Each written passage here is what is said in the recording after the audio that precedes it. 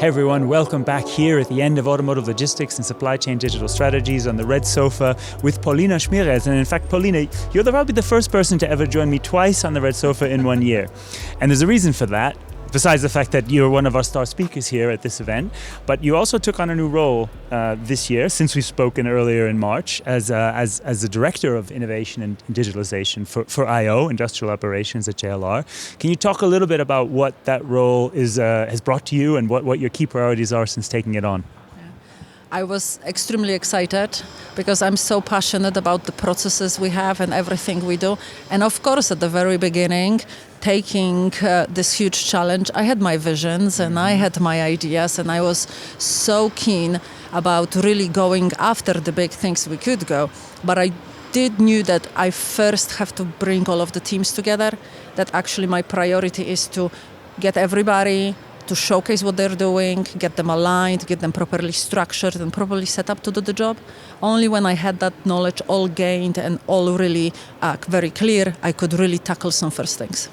And there's a lot to tackle. I mean, I should have mentioned the industrial operations is supply chain, procurement, manufacturing, so a real integrated department. And today we were talking about unified bill of materials, so really starting from the left, right, from engineering and product creation right through the supply chain into aftermarket. Why is that so important from a supply chain and logistics point of view now? Supply chain is so much based of big ability to see the details, ability to see at the lowest granularity level. And imagine the stories where we in supply chain are not fully aligned. We don't have the same data set that our colleagues in engineering or colleagues in planning have. If you have a process that you want to improve, if you want to get better, only good quality input allows you to deliver good quality output. So we focused so much on those inputs, on really the bills of materials and how much that has to get better at the very foundational level. And this is where we really understood, at the very basic story, nobody wants to chase a different part number that they have to. And that says it, doesn't it? And when we look as well at digitalization, we can look to the vehicle itself. It's becoming a digital product, software defined, updates over the air. That might seem far from supply chain, but it's not, is it? What is it? What implications are you seeing there?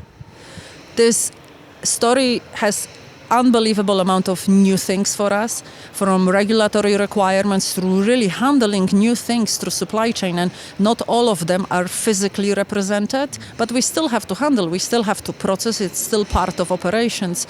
I could name at least 10 new scenarios in which we in industrial operations, so through sourcing, whole supply chain, collaboration with our partners and suppliers, through manufacturing have to handle. And in all of this story, we really have to not only adjust our processes, we have to create new data models. Sometimes it's an absolute nuance to what we're doing. But we know that the world is changing and we know we have to adjust. And, in the end, software brings us so much new things. We can use that also in industrial operations that we have to take care of it. And on a similar level, part of the reimagined strategy, of course, is a big increase in electrification, move towards batteries and things. What is that bringing into frame in terms of supply chain digitalization? If I take all my years of experience in supply chains in automotive and I take it to the basic story of how do we handle an engine.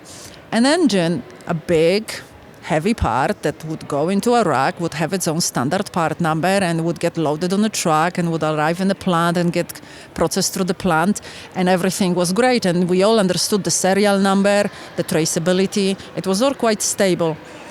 We now enter the world of electrification. The amount of regulations is not only much bigger, but much deeper.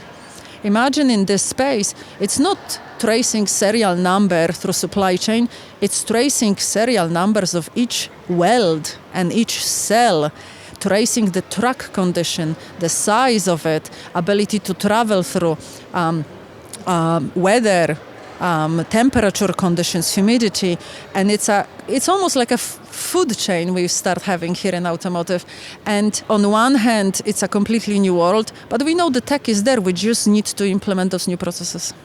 It's such a great point, and the requirements and acceleration that brings to digitalization will be tremendous.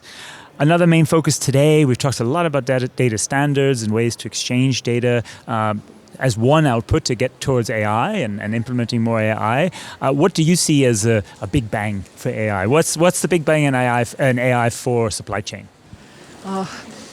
I have a pretty specific vision for this. First of all, I see a lot of really cool ideas around there and great use cases, and everybody here at the conference has pretty great things they're doing, and everybody should be really proud of even being brave enough to touch it. For me, all about future and predictive elements of AI, really predicting the options and scenarios is one story. I actually come to this space from a completely different angle. What if AI can help us to literally relive yesterday? Something happened in supply chain. Not everything was recorded, not everything had CCTV, not everything had data, but AI has enough ability to really recreate it so we can do proper problem solving and get better for future. Fantastic. And let's talk a little bit. We can't talk about everything in detail for next year. You always have so many projects on the go, so many exciting go lives and launches. But give us a hint. When we sit down on the red sofa next year in Munich or hopefully even in Bonn, what are some things I should ask you then? How easy it was to do all of it. There are aspects of technical capabilities we are deploying that I'm extremely excited about, and I spoke at the conference about some fundamental breakthroughs we are doing, and you're all going to see it next year. And I'm personally very proud because it's been more than a decade that I've been heavily working on these stories. But for me, the thing that will absolutely measure this story is if you take our people in our organizations, is their job better? Do they have more creative time through their job? Do they actually feel more comfortable about the technology? When we will actually gather this data and we know how it goes, we will be able to adjust the way we actually use and deploy those systems. And this is what I want to talk about next year. That's such an important point because it's not digitalization for its sake, not technology for its sake, but helping and supporting people do their jobs better.